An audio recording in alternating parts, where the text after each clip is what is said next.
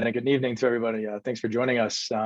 As Danielle mentioned, my name is Robert Parisian. I'll be the moderator for tonight's discussion on the topic of the impact of concussions on athletes and their life after sport. A bit of my background: I'm an orthopedic surgeon, sports medicine surgeon at Mount Sinai in New York City. I serve as a team physician for US Ski and Snowboard, as well as USA Fencing. And I also provide sports medicine coverage for the NYC Marathon.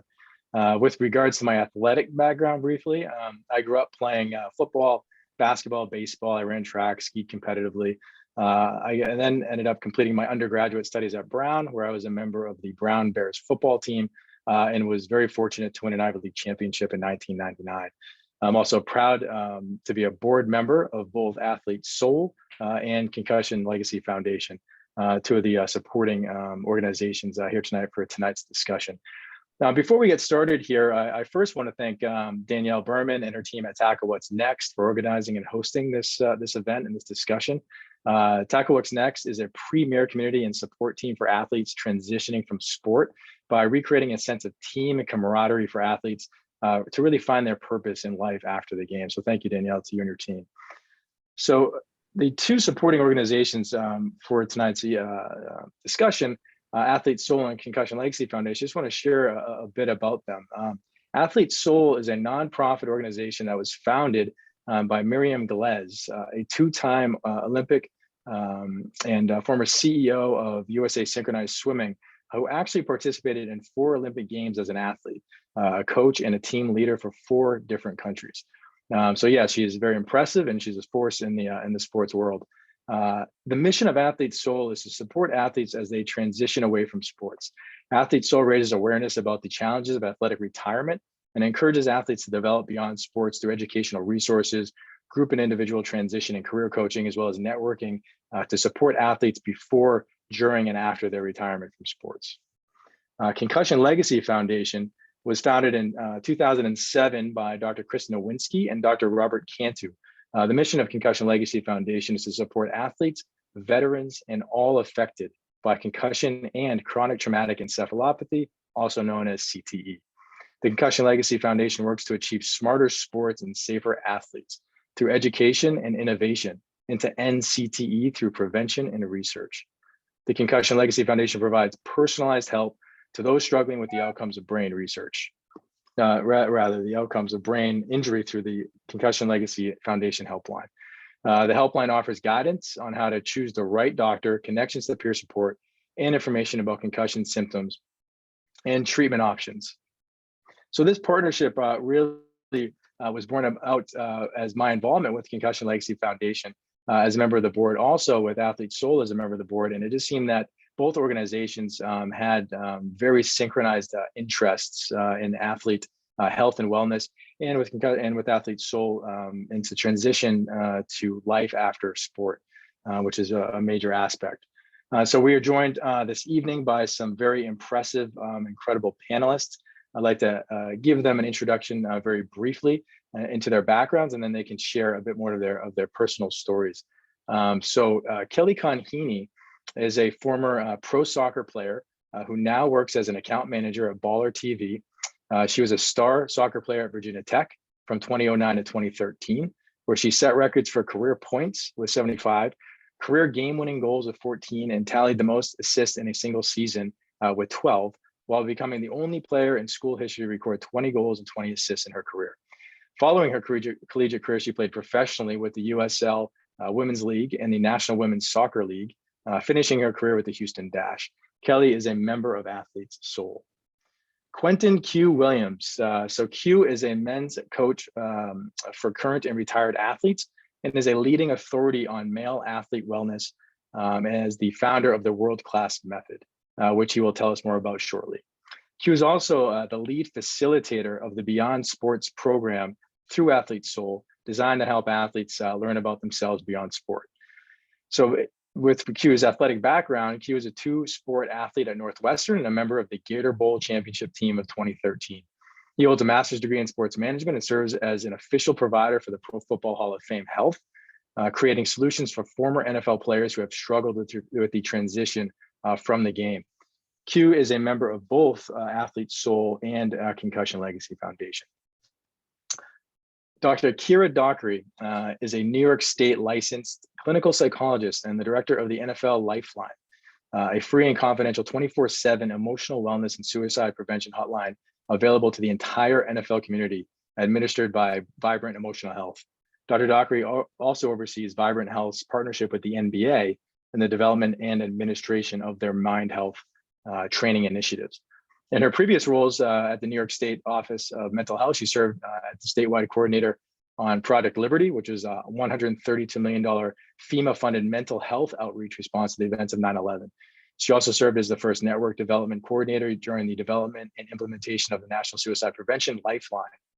Dr. Dockery also serves on the NFL's Mental Health Advisory Board, the Family Advisory Board of the Harvard Football Players Health Study, the Concussion Legacy Foundation's New York City Advisory Board, and the Advisory Board for the CDC-funded Mount Sinai Injury Control Research Center.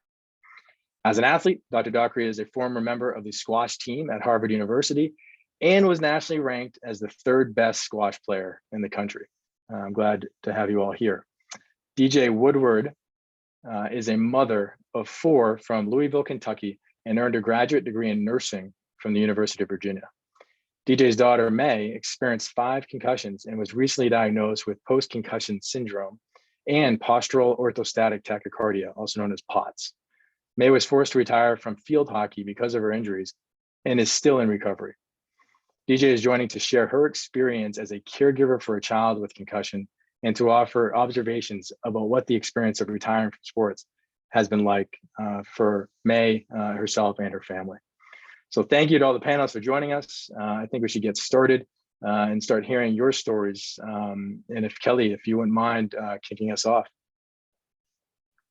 Yeah, thank you, Dr. Parisian. It's an honor to be a part of this panel. I really look up to the Concussion Legacy Foundation for all the work that you guys do. My first concussion, like you said, was in 2009. I started playing soccer in 2009 in college, and my first concussion was in 2012.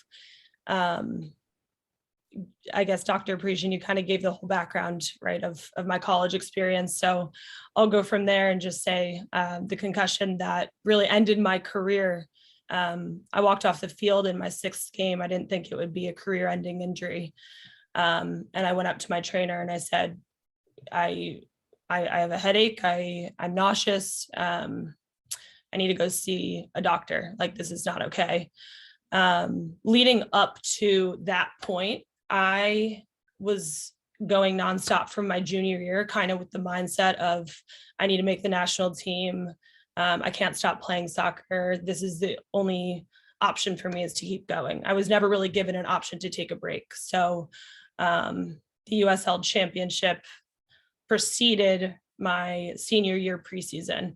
We went from spring of my junior year, drove all the way up to Canada, took 4 days to drive there, played every single day up to preseason of my senior year. 6 games in, that's when my concussion happened. And, I had all the typical symptoms of concussion. It was really just off of a diving header. It was a really easy diving header that I usually take and get up and feel fine after that. But this one, I came off the field and talked to my trainer. She brought me in, took a look at me, and she said, we can't put you back on the field until your headaches go away. And my headaches did not go away that year.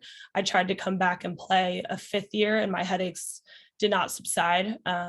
Every time I got on the field and did a fitness test, they would come back. And as the days and the really months went on, I was just kind of like losing more hope. So I never wore a Virginia Tech jersey again. I thought soccer was done for me after college, and it was a really hard pill to swallow. I dealt with a lot of mental symptoms like anxiety and depression that I had never dealt with before. But, I didn't really feel like I had a choice. I had to hang up the boots and call it quits. I worked for a nonprofit overseas called Coaches Across Continents. I was living out of a backpack for a year, using soccer as kind of a social tool to educate in third world communities. And really took that time to just completely rest. My head was kind of feeling better than it ever has. And then I went to see a doctor. So a year after I came back I was in Uganda, year back when I came back from Uganda, saw a doctor at Pittsburgh Medical Center. And they said there's a treatment for concussions, which I never knew anything about. So I took a 4-step approach. I did vestibular therapy for, like just spatial awareness. I did ocular therapy. My eyes weren't working together at the time. So I got a pair of glasses and did a lot of eye training that helped me help my eyes work together. I did exertional therapy. So anytime I got on the treadmill and I reached a certain point where I would get a headache, I took a break.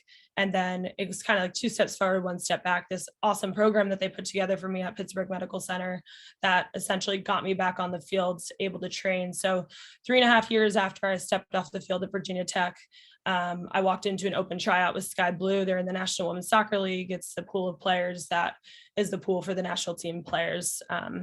And I made it onto Sky Blue in my open tryout. And that was kind of the beginning of my professional career. I would say, my professional career was 3 years long. I played in New Jersey, I played over in Houston, and then I ended my career over in Sweden. And I really kind of had symptoms all throughout, and was never able to really feel like I fully got back and was myself. And it was kind of at that point where I realized, like, okay, this is it. Now I'm like hanging up the boots for good. I'm done. I don't know, I haven't gotten the answers, right? This is back in 2011, 12, 13, 14, 15, and then ended my career in 2018. So didn't have the answers then, still don't have some of the answers now of, really kind of what happened, how it all, accumulated to get me to that point where I couldn't play. I had headaches every day, I had all the symptoms. But that was the end of my career. So I moved out to California and kind of just started my life over, and took a new step in a new direction, and said goodbye to soccer for a while. So here I am today. I'm in New Jersey, moved home from California. I really feel better than I ever have. Like my head feels amazing. I never really thought there would be another side of this. And I never thought that I would not feel symptoms. There was a point in time where I was at a very low point where I was like, this is how I'm going to feel for the rest of my life. And I just have to deal with it, because I was 3 years symptomatic, terribly symptomatic. But, this is like what I say to everybody is everybody has their own story with concussions, but also like there is another side of it. And there is, you do heal eventually if you take the right steps and you have a great support system. So that's kind of the gist of my story. I mean, I know there's probably some more to it, and could get into it more in depth, but yeah, I'll stick with that for now. Yeah, thank you, Kelly. Yeah, I appreciate you sharing. I mean, every time I listen to you talk about your story and your past with this, it just goes to show how personal this is, and truly how much of a journey it was for you. And I think we're all looking forward to sort of coming back to that during this discussion and getting a little bit deeper into it. But Q, why don't you go ahead and kind of give us your background here, and let us know why you kind of became involved with Athlete Soul and Concussion Legacy Foundation, the incredible work you're doing with your method as well. Yeah, thank you, Doctor. It's great to be here. This feels like a wonderful marriage of some amazing organizations, and Dr. Robert as well joining us and leading this, because back in 2012, I learned about the concussion problem through Chris Nowinski and the Concussion Legacy Foundation, all the books and documentaries that were going on at that time.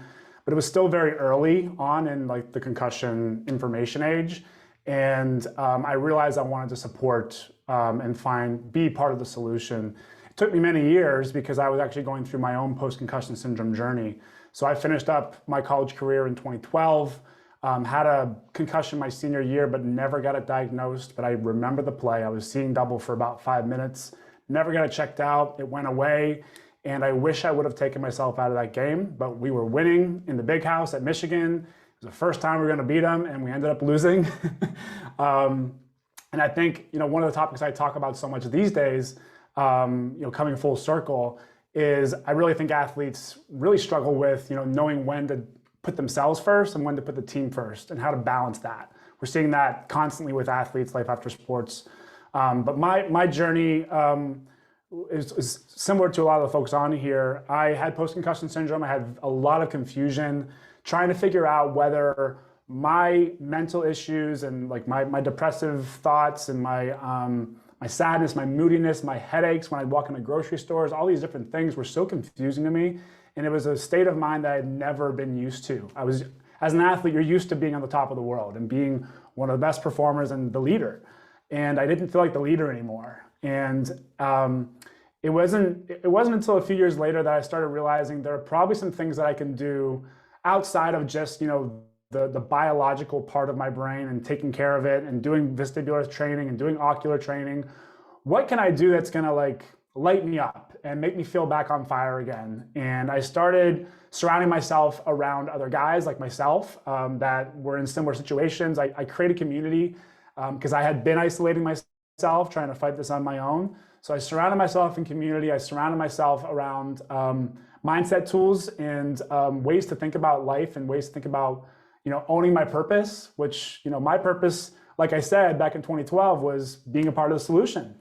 And I was dragging my feet on that. But the really cool thing was once I really started taking ownership of that and really shifted my frame of reference, things got a lot better. My symptoms almost went away. I still do struggle with post-concussion syndrome a little bit. But, as many football players probably on here, maybe Dr. Parisian can relate, you kind of always live with a bit of a headache, as a football player, because you use your head so much and you're kind of used to, going through practice with a headache. And so some of these symptoms can be confusing after sports, knowing whether it's just everyday life for a former football player or a regular person, or it's something worse, right? And so my methodology, what I do today is for the last few years, I've been working with different organizations like CLF, Talk What's Next, Athlete Soul, to provide programming for current and former athletes to really own their purpose. And I use something called the world-class method, which is a bit of a hodgepodge of everything that I talked about. The community, the sense of identity, the sense of purpose beyond sport, and all those different facets. So that's a bit about me, and I'm really happy to be here. Thanks, Q. I mean, such a great, unique perspective that you have, and incredible way in which you figured out how to work in hodgepodge to a concussion conversation here. So that's great. But no, thanks for sharing, Q. I really appreciate that. Dr. Dockery, you have a unique perspective as both an athlete here and then as someone who provides a lot of support for athletes and families that are sort of going through this currently, that are transitioning away from it. I have many questions and concerns. So if you wouldn't mind sort of sharing a little bit of your story. Sure. I love hearing all these stories, but yes, I will briefly give you a little bit of how I ended up involved in CLF and in this space at all. As Dr. Parisian mentioned, I played a sport which was pretty safe for your head. Squash is a racket sport, and yeah, I never had a concussion. And really, I went into mental health as from my bio, really kind of after 9/11, and then kind of went into the suicide prevention space.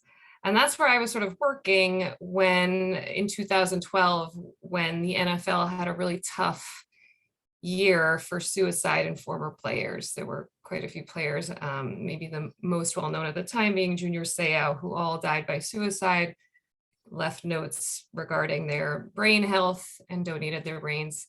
And at that point, I got sort of my two worlds collided in some ways, because my dad also played in the NFL. So I had that sort of piece of this, and actually had quite a few concussions himself during his playing days. But I, came back to an organization that was running the National Suicide Prevention Lifeline that I had worked for previously. And we started a suicide prevention program and really outreach program for primarily former players transitioning out of the league. And it has been, and I think we're going to touch on a lot of the topics about why that's a really vulnerable time. Certainly not just for NFL players, for athletes in general. Q was talking a little bit about this, but we were trying to outreach to men who were not used to asking for help, certainly not around mental health issues, let alone potentially concussion related issues. That's another thing we teach athletes, to sort of play through pain, right? But of course, as a psychologist and a suicide prevention specialist, chronic pain is a big risk factor for depression, for suicide, for hopelessness. So whether we're actually talking about the brain injury itself, or we're talking about managing pain, then we're not even getting into what it means to kind of lose the sport. So, there was a lot of issues. There's, I think we're going to spend some time later talking about identity, and Q, you mentioned that too, but that's a big piece of this. And I can certainly, as like a clinical psychologist, talk about how important identity development is in adolescence, right? And all of you here who are like fantastic athletes, are identified early, young, right, as being such. And so much of your identity development and who you are and the sense of who you are comes from that period of really like your huge athletic successes. So being an athlete becomes a huge, just central to your identity. And that's something we kind of need to look at, because then boom, like one injury and it's gone, can have a huge ripple effect for mental health. And so there's a lot of, I think the things we're going to talk about, but for the last 8 years, I have been running the NFL Lifeline and working with current and former players and their family members, caregivers of folks who struggle with various levels of, mental health and head injury issues. So I'm happy to talk about all of those things here. Thanks. Great, thank you very much.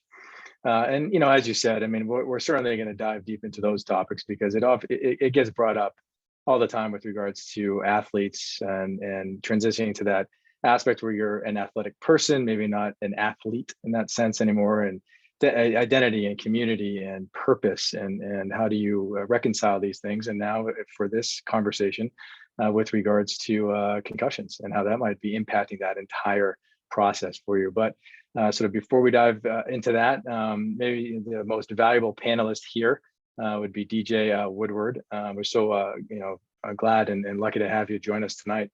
If you wouldn't mind, please sharing your story of your family. Sure. Thank you so much for having me, and thank you, Quentin and Kelly, for sharing. It's really nice to hear somebody's perspective who's now on the other side and found their identity in their life outside of their sport. My daughter May is only 15, and she got her first concussion in field hockey in 5th grade. We were in Florida and she blacked out, and they took her to the sidelines and they said she was fine and she'd be fine to play. And luckily there was a coach there who came over to me who had some experience, and she said, whatever you do not let her play the rest of this tournament. She said, I saw that. And I was watching my other daughter on another field. And she said, when you go home, you need to immediately go see a neurologist. And I'm so grateful for that. So she stayed with him throughout her later concussions. Her third one was last spring, a freak accident during PE. And she recovered fairly quickly. And then she got another one this fall playing field hockey. And she was told that she was out for 6 months, which was hard at the time for her to take. She had made varsity as a freshman and on a competitive team, and she was already sort of being scouted by NCAA coaches and, going to all the club stuff, and had, her identity and her vision was seeing herself as a college athlete. So missing that whole freshman year, we were already working on our recruiting video, and she was emailing coaches, and but that whole time she was already dealing, now what I know, she was just keeping it inside, but dealing with the what ifs. If I get another one, what am I going to do? Well, sure enough, she gets another one in January playing touch football with her brothers. And it was a freak accident. And after that, she wanted to immediately go to the neurologist because she knew what he was going to say. And he said, it's really not smart for you to play anymore. So, hindsight now, I'm so grateful that we did have him. I'm grateful that we went to him initially. Had we just gone to a pediatrician or, some other family doctor, maybe they wouldn't have told us that. And so hopefully she will not end up having any terrible CTE or anything. So how I got connected with Concussion Legacy Foundation is she just really got in a dark place. I mean, she's always been sort of, as Kelly mentioned, the leader of the pack and just rah, and, you know, kind of just a light in our home always. And she was not that. And we were very concerned. And then there were some things that her coaches alerted us to some things that were very alarming. So in a latch ditch effort, I just started Googling and found Concussion Legacy Foundation and typed in on the helpline and thinking, I've never done that in my life, but I thought nobody's going to reply to me. And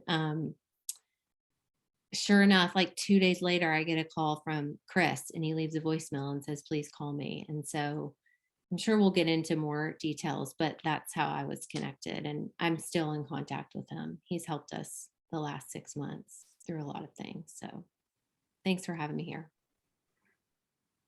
Well, DJ, thanks for being here and thanks for sharing your story, because you know, with you, obviously it's so personal and it gives us such a, you know, a different perspective as well, as you know, families going, you know, through this process and trying to care for your you know, your daughter in your case, but you know, your daughter or sons that are going through things. I want to circle back as to what we said and get started in on discussing what we'd said before with regards to identity. You know, as athletes, you know, you are an athlete, and whether it's you're a soccer player, you're a squash player, you're a football player, whatever it may be. And that's probably how you describe yourself to your friends, and that's how you're known, right? To your peers, to your hometown. And then certainly if you're playing at the greater levels. And you have that sense of community, right? You have that community, that culture that you know, that you're comfortable with, that you've grown up with from youth athletics. Then you get into this phase of, you know, Q, you talked about it, you know, you get your bell rung, you know, is what we used to say, right? And many athletes still probably say that. And what they don't know is a bell rung is probably a concussion. And then the second bell rung is another one. And so, you know, how during your transition, I guess Q, and go to you first and then Kelly, you know, how was that with regards to, you know, your process and your transition into life after being an athlete, so your post-athletic life, dealing with those things? Gosh, that's a whole rabbit hole of like sorting out my identity after sports. But what first thing I'll say, Robert, I'm glad you asked this question, is really, you know, sometimes we think of identity as being like an internal thing, right? But it's such a interpersonal and social thing. It's how other people perceive us. And so a lot of athletes have to reorient how they show up in the world. I see this constantly. And so it's not just you know, reconciling myself with myself and living that out. That's one thing, because knowing who you are is really important, and being true to that is just as hard. But being true to that in the face of people that know you as an athlete or come to expect you to operate in certain ways, that can be tricky. And it definitely has been for me. You know, my evolution as a man and, you know, taking on a new identity and starting a business and doing things outside of sports has not been easy. I've come up against, you know, social pressures, right? Like being an entrepreneur and talking about this topic is not something that, you know, a lot of athletes talk about, or a lot of my teammates want to talk about. And so that's been a little bit lonely in its own, right? And so, like, you know, formulating my own identity after sports, it is really tricky. I talk to so many athletes that go through this, whether they're clients of mine or former teammates of mine, that are trying to find that tribe and trying to find community. I think it really starts with knowing who you are. But it's such a double-edged sword, because we only know who we are when we're in community, when we have feedback, when we have mirrors. So, you know, isolation is not necessarily the answer. It's really going out there and trying things and you know, throwing spaghetti at the wall and seeing what sticks, right? And trying on new ways of being. That's what I say. So I always tell my clients, you got to go out in the world and try things. Otherwise, you're just going to be reading a book and there's no Play-Doh to work with. You got to have something out in public to kind of mess around with, to formulate your identity. Yeah. Well, it's interesting too, you mentioned community, right? Because that is a huge aspect of it. And we're always seeking that community, and you're comfortable with that community of particular athletes that you're with. And you can have it, and you said it there before, the isolation. And it's a very emotional, aspect of this transition. I mean, look, I published on a study looking at the mental health and emotional aspects of athletes during the COVID-19 pandemic, and athletes struggled when they lost that community. What helped? Things like having access to facilities and gyms, having regular Zoom meetings, virtual meetings with your coaches, with your teammates, a sense of community. That was one of the biggest things that helped them from a mental health standpoint, was simply that. Now, of course, they miss playing their sports, but really being engaged and staying with that community. Now, Kelly, we've talked before, and you've definitely mentioned about some of this isolation that is felt during that process. And I think you have a very unique scenario where you had sustained some head trauma during your time. You sort of thought you were retiring through athletics or being forced into retirement from your concussions, and then you kind of came back from that, and you were able to play again after that. But I mean, I can imagine how trying and emotional that was of the time, and how and please let us know how you sort of dealt with that, and maybe some of the social supports and such that you had along that path. Yeah, I mean, this topic, honestly, I'm 10 years, out of college. I'm 31. And I still, there's like still that athlete in me that always wants to go back and play and feels like I can do it. I've talked to my good friends about this, and like you said, Q, it's like it's always in the back of your mind, like maybe I can make another comeback. I think I've gotten to the point now, and why I left this sport in the end was, I was like, there's just not enough purpose in this for me anymore. Like I just didn't feel that passion and drive that I used to feel. I was like, there's something bigger for me out there. And I still think that there is something bigger. I think I took a little step away from the game after I was done, because I was honestly spent, and it was almost like I had to unlearn these like athlete behaviors that made me the good athlete, like the professional athlete that I was. And I talk a lot about that with people that go through it as well, because the behaviors and the qualities that made me the best player, one of the best players at my sport, was also a quality that I don't know if it does you very good in life in every situation, right? So I've been unlearning, and like you said, Q, I can really relate to like, who am I? Like, that's the big question. Like, who am I, like, without a ball at my feet? Like, who is Kelly Conheeney? And that's the question that I have really been like, I've been like putting my heart into, like I put into soccer. And I think that's the key there, is like trying to find out who you are without your sport. And for me, that's been a lot of, also with the concussion came a lot of depression, a lot of anxiety, a lot of mental health that I've never faced before. It's not talked about as much as it needs to be. I think it's like, okay, you're done being an athlete, now go move on, like figure it out. And that's where you really need the help and the transitional like support and guidance. I'm really lucky to have an amazing family that's like been there for me through everything, but was really hard to open up to them even about how I was feeling, because they're people that support me at my sport, but also want to see me do well. So, it was just kind of this tough thing. I didn't really know how to explain my feelings. I didn't know how to really get into detail about what I was feeling. I'm just like, I don't feel good. My symptoms led to anxiety. I couldn't look people in the eye because my eyes weren't working together. That led to more anxiety.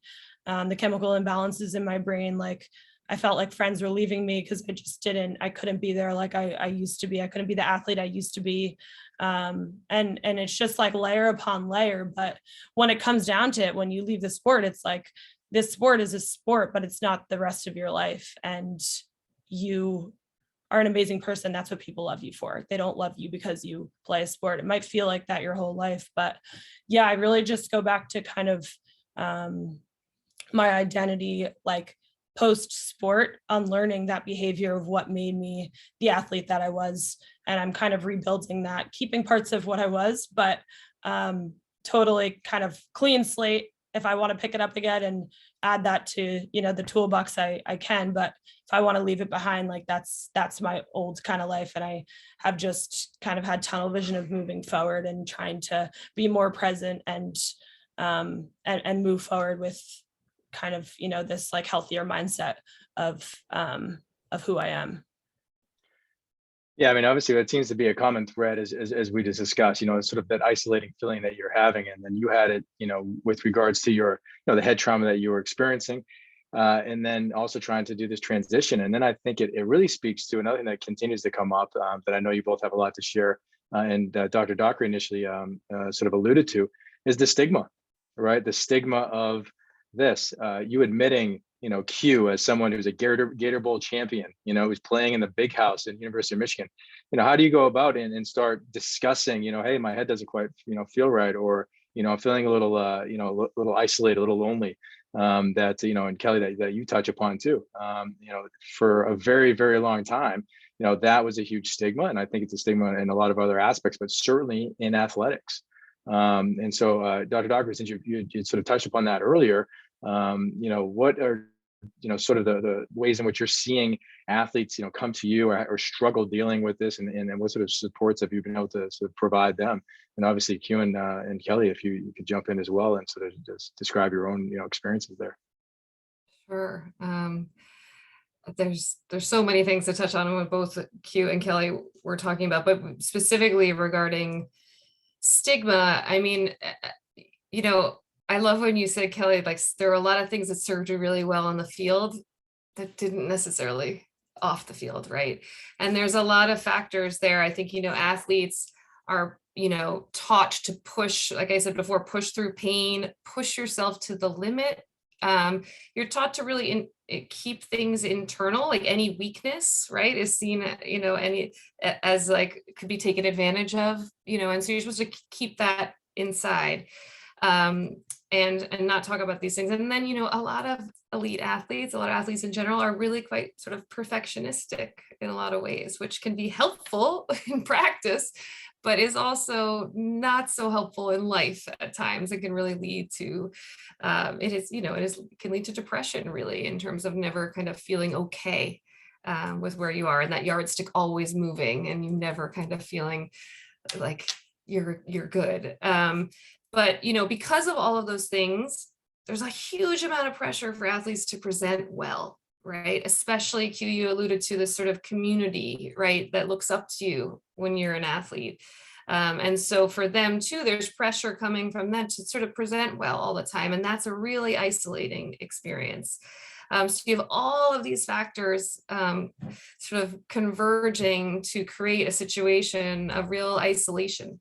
So, we know with stigma, say, whether it's about mental health, whether it's about talking about concussion, but we know the way we change stigma in a culture is to get people talking about their experience openly. And at Q, you talk about how hard that's been. Like, thank you for other men where there's huge amount of pressure to not talk about these things. Kelly, thank you for sharing your journey, particularly Kelly, like the part of your journey where you talk about how you didn't even realize there could be life beyond, that you could recover, that you could have a life without that pain, right? Because, if there's anybody listening here who is struggling with these types of issues, it's so important to hear the full journey, not just the struggle. Oh, I can identify with that. Or I also feel really alone, but how you got out of that, and that you can get out of that. And that athletes do come through this transition, and they do, even if they have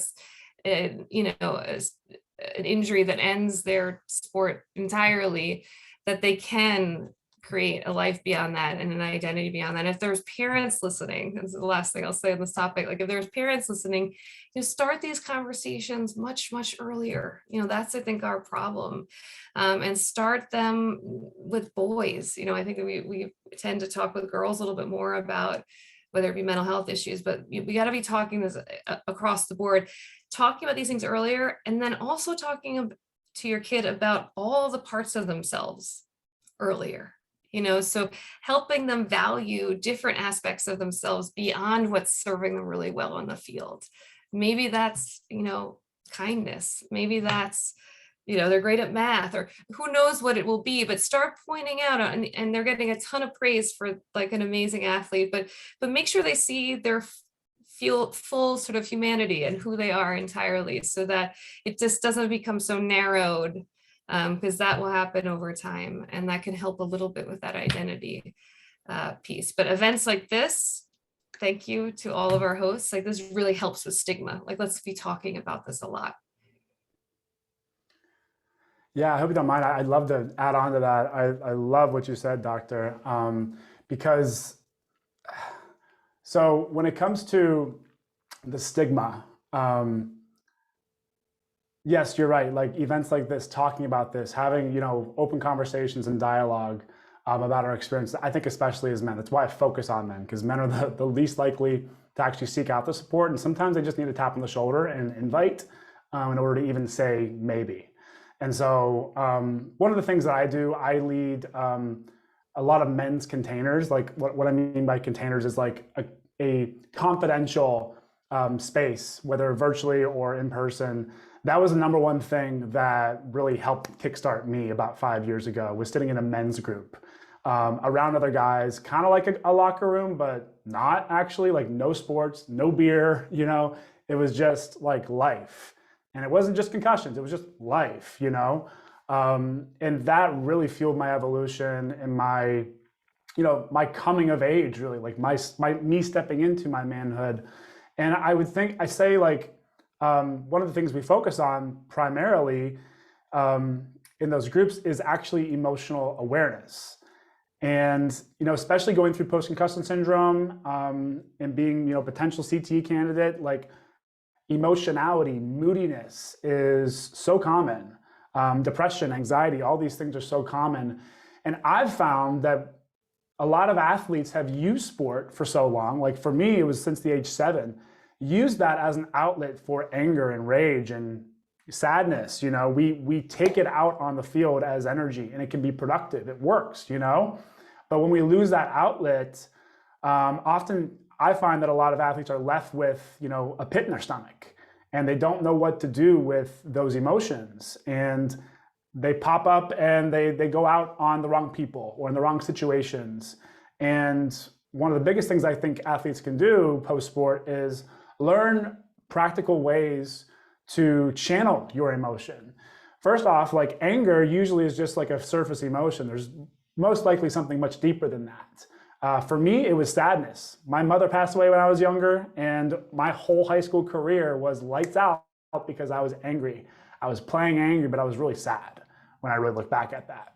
And so I think, you know, those two things really, opening up about your emotions and finding a confidential space and people that you trust that can hold the safety, really, you know, that in most locker rooms, you don't have safety to talk about these things. You have to create that or go and find that, I think.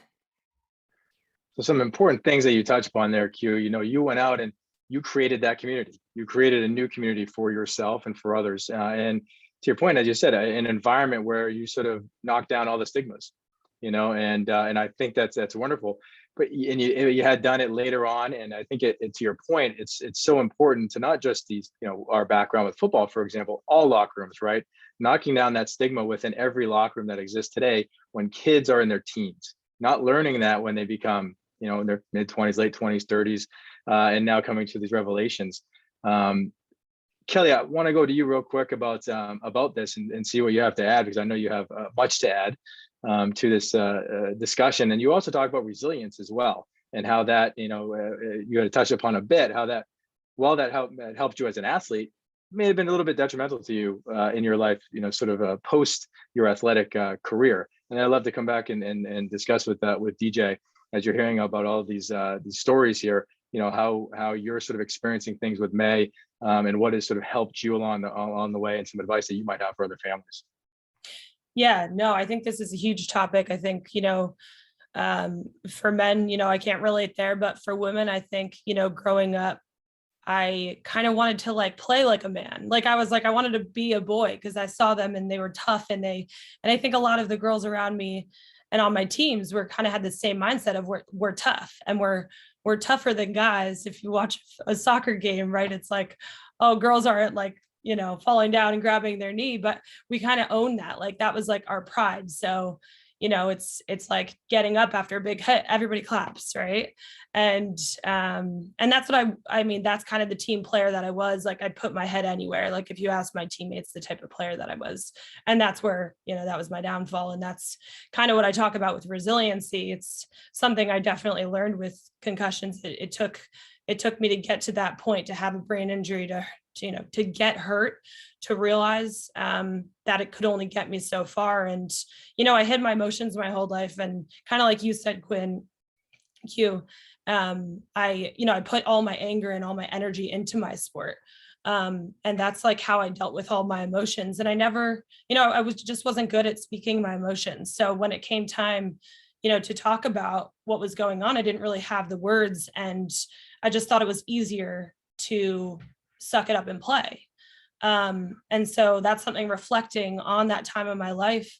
It's like, it's so much braver. And that's what I would say to kids today. It's so much braver to be able to use your words in those situations when you're hurt.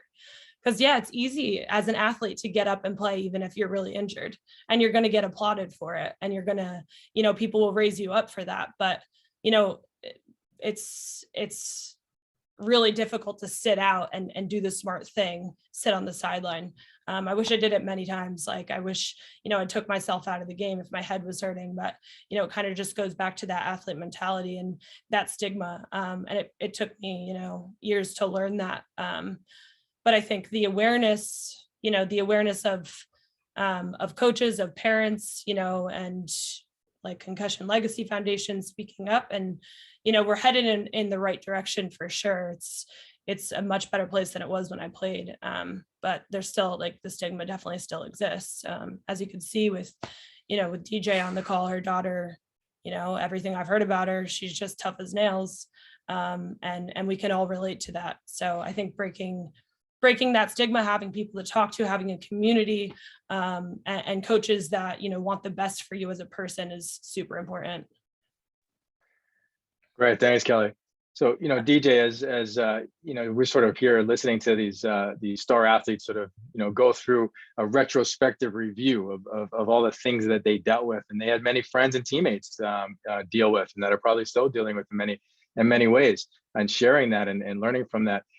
How have you seen some of these aspects in May, and as a mother and as a family? How have you been sort of tackling these scenarios and dealing with this and trying to identify, things, and what sort of resources and such have helped you, along the way throughout your process? Well, Kelly, thank you for sharing. I feel like Kelly is a grown version of May. I mean, when I hear her talk, I feel like I'm listening to May. It's unbelievable. And Quentin too. But, I think, like she said, that athlete mentality, what makes you such a good athlete is that you're willing to just grin and bear it and power through. And I think, for children, I would say to parents is just be on high alert. May went out and played again after her fourth concussion. She tried to hide it. And I knew something was up. Something was a little up. I could tell in her eyes, and she got hit with the ball. And then it was after that one that she said, I think I have a concussion. So I think as a parent, just to be on really high alert. There's certain things that that they have a concussion, and it's glossy eyes, irritable, withdrawn, angry. My husband and I kept telling ourselves, oh, well, maybe it's just because she's 15 now. Like, she's just gotten really moody. I mean, we didn't know what was going on, but she was not herself.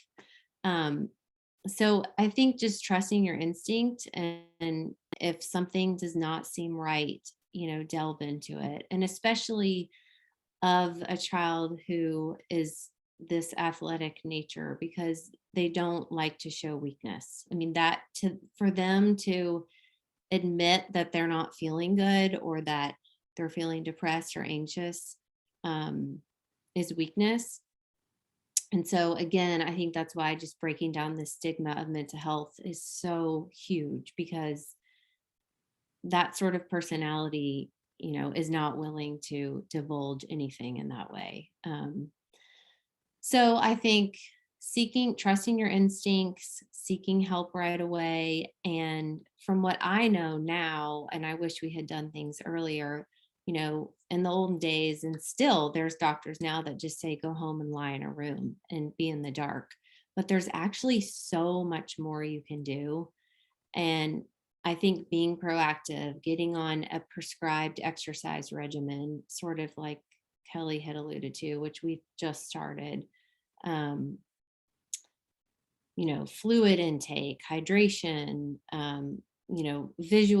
vestibular therapy right away, which I think has really helped May.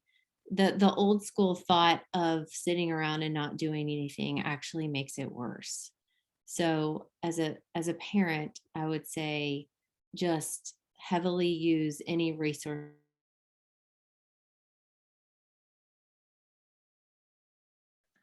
I think we may have lost DJ real quick. DJ, you back? Oh, I'm here. Can you hear me? Yes, we have you back. Okay. Go ahead. I just think trust your instinct and advocate for your child. I think as a parent, if they're an adult, it's different. But as a parent, you really have to advocate for them and don't take, they just need to stay off screens for a while. That's not enough. There's a lot more that you can do. So through Concussion Legacy Foundation, other parents are resources that Chris Nowinski got me in touch with, of children who had similar issues as May. And then also Chris was able to get us in touch with doctors at Mayo Clinic that I learned about through his podcast, who have now diagnosed our daughter with POTS, but also have given us, prescription medication and therapeutic interventions to help her on the road to recovery. Thank you, DJ. Oh, go ahead if you had something else. No, that's good. I know we could keep talking about this all night. Yeah.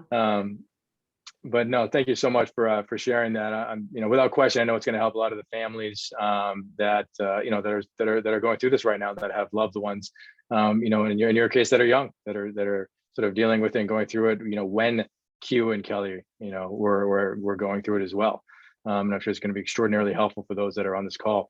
Dr. Dockery, so as we're sort of discussing this and going through things, from your perspective. Oh yeah. One more thing.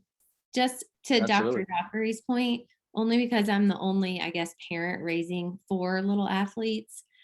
My husband and I have talked about this a lot. I absolutely agree with you on really discussing and recognizing your children's talents outside of sports, at a young age. My husband and I played sports and, we did our thing. But now that we have a daughter who can't, we realize that how important it is to develop the whole body, whether it's a musical talent or math, or there's more to life than sports. But I think it's so much a part of our culture that it's easy, and especially now with club sports, and it's easy for parents to just get swept into that world. So that would be another piece of advice. I think that's incredible advice. I mean, because everyone has sort of touched upon that, this evening when we're discussing these things,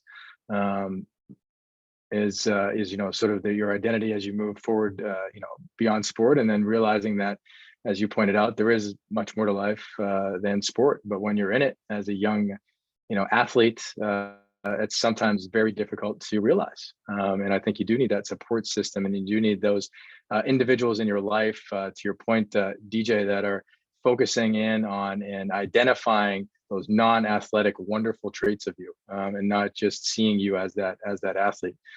So Dr. Dockery, I'm sure you have a few things to add. Would love to hear, as well as some useful resources that you think are out there for anyone that is sort of listening in tonight and taking this in. And then Q and Kelly, I would love to also get your sort of final thoughts and your message to everybody on this discussion tonight. Sure. I'm thinking,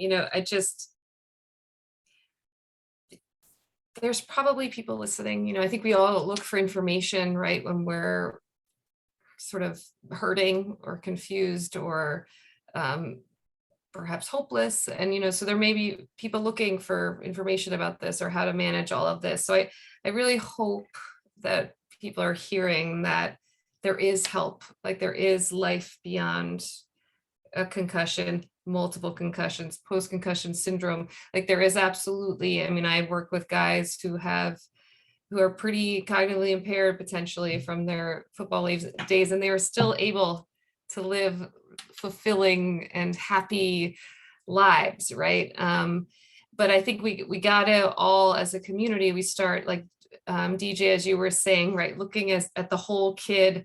And I'm also thinking about what Q was saying, like, let's also start giving our kids the language so that they can, when something happens, they know what's going on with them. They can name it. They can say, I feel sad, or I feel, and I think as parents who might be listening, like you should expect, or if you yourself have struggled with concussion, you should expect some mental health related symptoms. It's such a tangled web, right? If your concussion disrupts your sleep can disrupt your mood. It's just all tangled. So we really should be talking about it. We really shouldn't feel any shame about this at all. So the more we're talking about it, the more I think we can kind of reduce that, because again, there's folks who could be listening feeling really alone. Actually, that's one of the worst parts of my job as a psychologist, is that I get to like work one-on-one with people and I hear these stories, and then the person leaves my office and the next person comes in and they say the exact same thing. And I want to be like, you are so not alone, but they feel so alone. Like they're the only one in the world that feels that. And I'm like, you just passed someone in the hallway that feels just like you, but I can't say that. But events like this can open that up and show that it's really normal. And then the last thing I would add is, we should, and we haven't used this word, but we should honor that there is like a degree of grief when you transition out of sport, right? You are losing something. And to sort of, I think about May and how she may be feeling, right? And that grieving process is normal and is okay. So I would urge anyone, I think, Dr. Parisian, you were talking about resources, like certainly, reach out, CLF, there's, get help. Like if you're struggling with depression, anxiety, there's, mental health resources. We can help you find those. But you can feel better, as Kelly says, as Q says, like there's life beyond this, and you can and will feel better if you just take a chance to kind of get that help. So I will pass it off to the rest of the panelists on that one.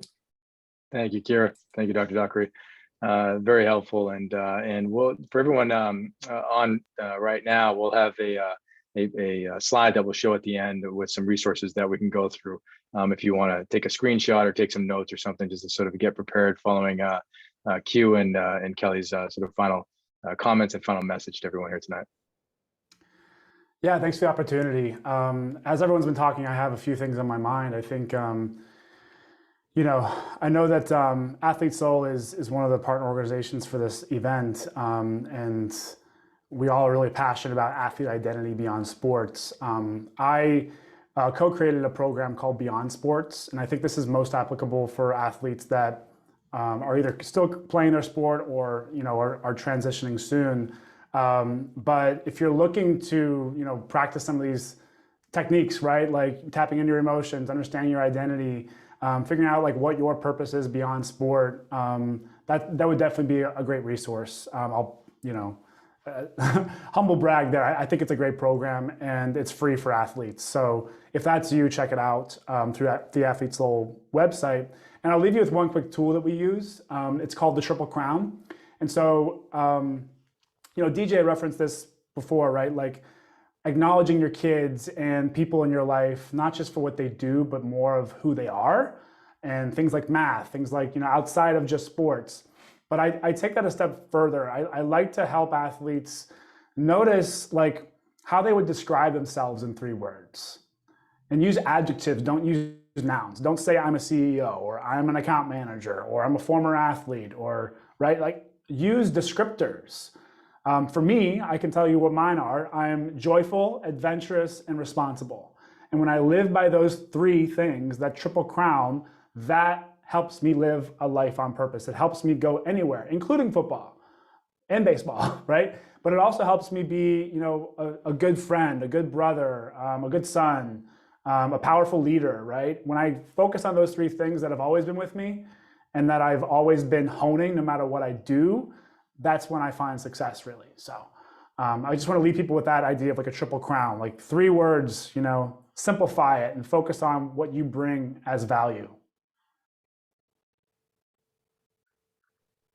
Love that triple crown concept, Q. Appreciate it. I think that'd certainly be helpful for most people and everybody that is listening to this. And only if people had heard it sooner, but that's great. Thanks. Kelly, what are your sort of final thoughts and message here? Yeah, thanks for everybody. I mean, I feel like everybody has such wise words, and it's applicable to my life right now. I feel, I've said this before, but I feel like I'm still, I'll never be on the other side completely, because I'm always going to be, looking and searching for answers. But from where I am right now, I can say I'm in a much better position than I was, 10 years ago, even 5 years ago. And my message would be that there 100% is more to life. Finding a community, I think, is huge. Athlete Soul, Hugh just talked about his project that he started, the Concussion Legacy Foundation. I think finding ways to heal was a huge part of my journey. I do wish I reached out to people sooner to figure some things out. I tried to do a lot on my own, and that was the athlete in me, to try to figure it all out, and also just not come forward with my, true emotions, because I didn't have that in me at the time. Those tools weren't there. But I've gotten better at that. And, for me, it was finding, a place to get glasses, because that was a big part of my, anxiety came along with that. And I was afraid to share that I had anxiety because my eyes weren't working together. And I, got in touch with an ocular doctor who helped me find glasses.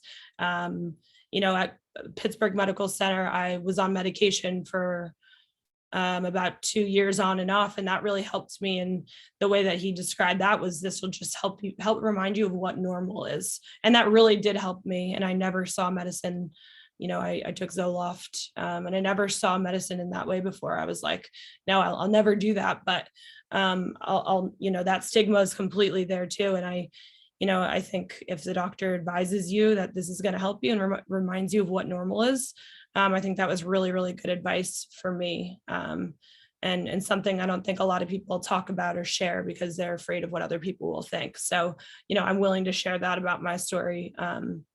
And also the whole mindfulness component of when I was ready to start thinking, healthy thoughts. I think it's really, important to find that one thing that, I could do yoga because it was slow. And that's something that really helped me during my recovery, was finding something to do, like pour all my energy into. And then just to go back to the thing that drives me in life is finding my purpose. And I've felt pretty purposeless, the past few years, but I'm definitely figuring out a way to, share my story with other people. And I think that, I've heard this before. It's like, if my story has, helps one person, then it has meaning. And I really believe that we're all here to share and help each other. Nobody's going to get through this life alone. And it's really cool to even just have this community here of people that can kind of speak the same language and understand and empathize. So, find your community. It's 100% out there, and, find what, ways to help you in the moment heal and long-term, and it'll be okay. Like it's a long road, but for some people shorter than others, because, they do tap into those resources. So that's all I have to say. No, thank you, Kelly. Thank you for those final comments. I know it's going to help a lot of people, here on this that are listening in tonight, especially given how personal that you and Q and DJ have always been with these discussions, and Dr. Dockery with her analysis. So panelists, I'll sort of stay on here as we go through. Danielle, I think, is going to bring up a slide of some resources for everyone that is on tonight. So as Dr. Dockery alluded to, here are some resources. Take a screenshot, however you want to save these, but the Concussion Legacy Foundation website is there. The CLF helpline is there as well for those that are struggling. And then you can learn more about retirement from concussions through Dr. Cantu, one of the co-directors of the Concussion Legacy Foundation. So there's a nice YouTube of him. I believe it's about a minute and a half there where he discusses retirement through concussions. And then the Athlete Soul, again, as we touched upon, is one of the organizing groups for this evening. The website is there. The Beyond Soul program is a very valuable program with the website there.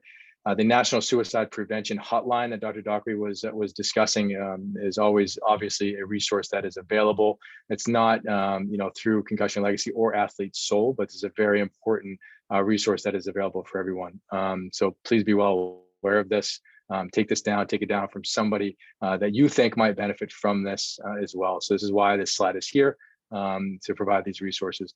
And then Tackle What's Next website here, and then the newsletter for Tackle What's Next. So again, I just want to thank all the panelists for joining tonight, for getting personal, sharing your stories, and really discussing an incredibly important topic, battling the stigma of retirement from your athletic life, the stigma of living with concussions, moving on from concussions, and the sense of community. So thank you to Q, thanks Kelly, thanks Dr. Dockery and DJ, very, very valuable and helpful and wonderful that you were able to join us tonight.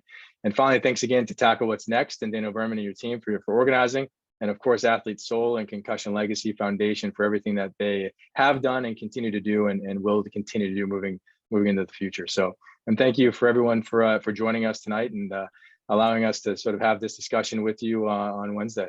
I hope you have a great evening. Thank you.